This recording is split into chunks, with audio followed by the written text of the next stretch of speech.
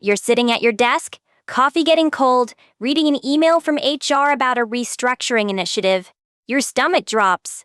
You've heard this language before, but this time it's different. This time the person taking your job doesn't have a face, doesn't have a commute, doesn't even have a pulse. This is Career Cheat Codes, and today we're talking about the algorithm that might be coming for your paycheck and exactly how to stay ahead of it. In February 2026, Microsoft's AI chief made a prediction that sent shockwaves through every cubicle in America. Mustafa Suleyman said most tasks involving sitting at a computer will be automated within 18 months. Not blue-collar jobs, not factory work. The jobs AI is disrupting first? Accounting, legal research, marketing, project management. The careers you went to college for. Here's what we're covering today: which specific roles are most vulnerable, the skills that make you irreplaceable, and why AI-adjacent workers are commanding 56% higher salaries. Let's start with the uncomfortable truth. For decades, automation targeted factory floors and assembly lines. Robots welded cars. Machines packed boxes. White-collar workers felt safe behind their degrees. That calculus has flipped entirely. AI doesn't need hands to disrupt your career. It just needs data. And white-collar work is nothing but data. Reports, emails, spreadsheets, presentations. These are the raw materials AI was built to process. And it's getting better at processing them every single month. Here's a number that should wake you up. 27% of workers with a bachelor's degree hold highly AI-exposed jobs. For workers without high school diplomas, just 3%. AI isn't coming for the construction worker or the plumber. It's coming for the person who spent 4 years and $200,000 on a business degree. The companies have already started acting on this.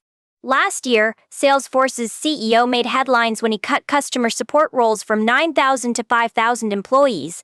His exact words? "I need less heads." Not because AI is perfect at customer service, but because it's good enough, and it works around the clock without health insurance. Amazon eliminated 14,000 corporate positions, not warehouse jobs, corporate roles, the people in meetings, managing spreadsheets, writing reports. And here's what Harvard Business Review uncovered in January. Companies are laying off workers because of AI's potential, not its actual performance.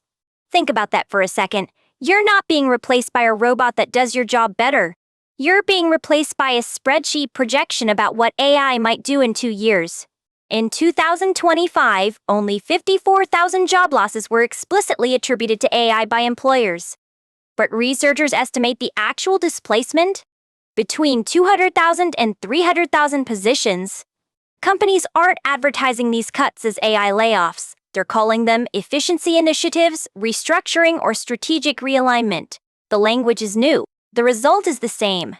Anthropic's research team released a report in March calling this a potential Great Recession for white-collar workers. Their models show 38% of professional roles facing significant disruption by year's end.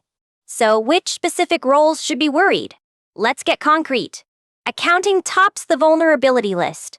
The core function of accounting, processing financial data, reconciling records, generating reports, is exactly what AI excels at. Junior accountants performing routine bookkeeping? High risk. Senior accountants making judgment calls about complex tax strategies? Still safe, for now. Legal research is next. AI can analyze case law, identify precedents, and draft boilerplate documents faster than any paralegal. The entry-level legal job that used to be a stepping stone? It's becoming a dead end. Marketing content creation faces the same disruption. AI generates ad copy, social posts, and email campaigns at a fraction of the cost. The junior copywriter position is evaporating. Customer service, data entry, basic financial analysis, administrative coordination. The pattern is clear. Any role where you're following a process that can be documented is at risk. But here's the flip side, and this is the career cheat code. Workers with AI skills are commanding wage premiums up to 56% higher than their peers without those skills. 56%. That's not a small bump. That's the difference between an $80,000 salary and a $125,000 salary for the same title. And professionals with what researchers call hybrid skill sets, technical abilities combined with human capabilities, show 58% more resilience during economic downturns. The market isn't just rewarding people who can use AI, it's rewarding people who can do what AI can't, while using AI to amplify their output. So what do you actually do with this information? First, consider auditing your daily tasks. Seriously? Write down everything you did at work last week. Be honest about it. Now circle everything that follows a repeatable process. Those are your vulnerable tasks. The things you do should be different: complex judgment, stakeholder relationships, creative strategy. 77% of employers plan to reskill their workforce to work more effectively with AI tools. That means your company probably has resources you're not using. If your company offers any AI training, Claude, ChatGPT, GitHub Copilot, whatever tools are relevant to your field, you might want to be first in line. Not optional. Not eventually. Now, the goal isn't to compete against AI. That's a losing game. The goal is to become the person who delivers 3 times the output by using AI as your co-pilot. Position yourself as AI-augmented, not AI-replaceable. There's a massive difference. One makes you expensive to replace, the other makes you redundant. What skills are actually AI-resistant?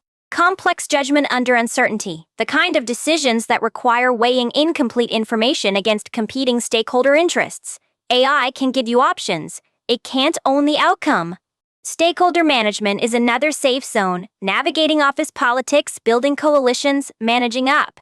These require emotional intelligence that AI fundamentally lacks. High-stakes client relationships fall into the same category. When a client is furious about a missed deadline, they don't want to talk to a chatbot, they want a human who can take responsibility. One approach that's working for many professionals: leading AI implementation projects at your company. The phrase AI transformation lead is becoming one of the most valuable credentials in 2026. If there's an AI pilot program at your company and you're not involved, consider volunteering. If there isn't one, you might propose it. Be the person who understands both the technology and the business case. Now let's talk about what's actually safe. Sales. Real sales, with relationship building and consultative problem solving, remains highly human. People buy from people they trust. Skilled trades are experiencing a renaissance: electricians, plumbers, HVAC technicians. Jobs that require physical presence and problem solving in unpredictable environments. AI can't crawl under your sink. Healthcare with patient contact.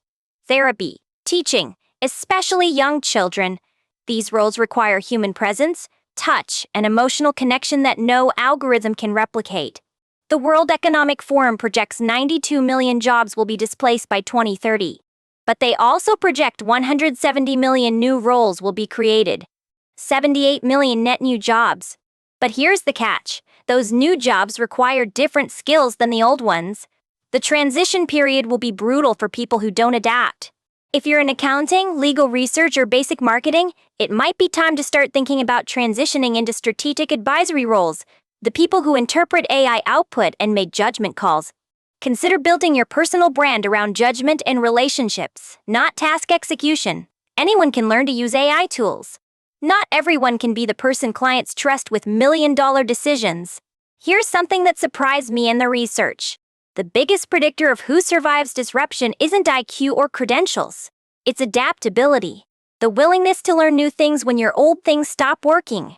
Workers who continuously learn, who treat their skills as works in progress, show dramatically higher career resilience according to every study on the topic. So here's your homework from this episode. By next week, you should consider doing 3 things. 1.